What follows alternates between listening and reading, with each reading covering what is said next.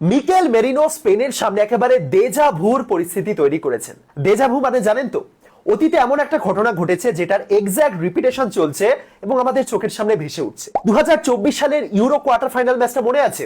Spain বনাম Germany 1-1 চলছে এবং ম্যাচের একদম শেষ মুহূর্তে 119 মিনিটে গোল দিলেন সাবস্টিটিউট হিসেবে নামা মিকেল মেরিনো। স্পেন চলে গেল সেমিফাইনালে, যেখানে তাদের মুখোমুখি হয়েছিল ফ্রান্স। এবারও এক্সাক্ট সেম জিনিসই ঘটলো। মিকেল মেরিনো 86 মিনিটের মাথায় মাঠে এলেন, তখন স্কোর চলছে 1-1।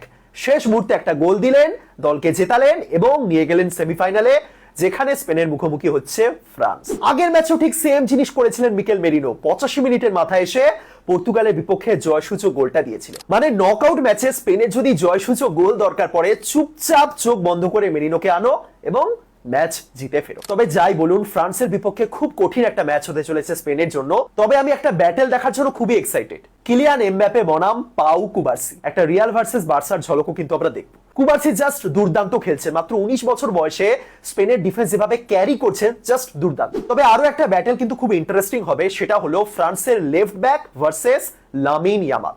আজ লামিন যেরকম ভাবে ডকুদের নাচিয়েছেন, জাস্ট দুর্দান্ত। এবং ফ্রান্সের লেফট ব্যাকে ডিগনে বা থিও হার্নান্ডেজ কিন্তু এখনো পরীক্ষিত নন। সুতরাং খেলা হবে ফ্রান্স ভার্সেস স্পেন।